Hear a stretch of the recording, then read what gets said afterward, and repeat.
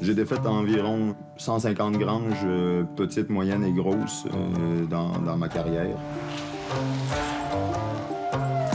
Le métier que j'avais, on va dire, inventé pour me définir, c'était celui d'artisan récupérateur.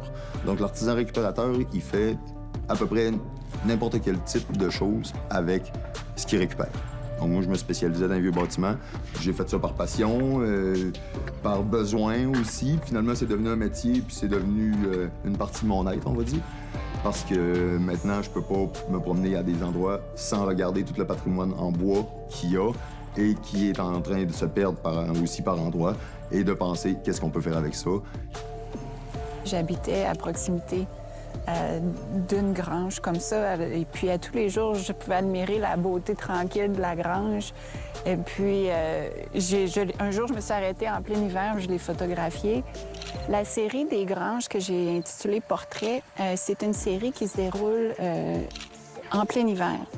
Puis j'essaie de représenter leur résilience à travers la saison hivernale parce que c'est vraiment dans une tempête de neige ou dans les grands vents qu'on peut voir à quel point ces bâtiments-là ont été bien pensés, ont été bien construits.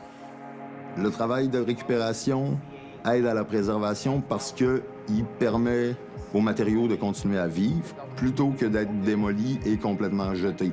Yes. Moi, en tant que récupérateur manuel, je faisais de la concurrence à des entreprises avec des piles mécaniques que eux, ils arrivaient sur un chantier, ça prenait une journée, puis il n'y avait plus rien.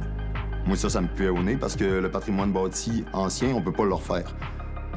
À travers le métier que j'ai exercé pendant 10 ans, je me suis rendu compte que le patrimoine en bois était le meilleur type de bâtisse qui pouvait être bâti au Canada.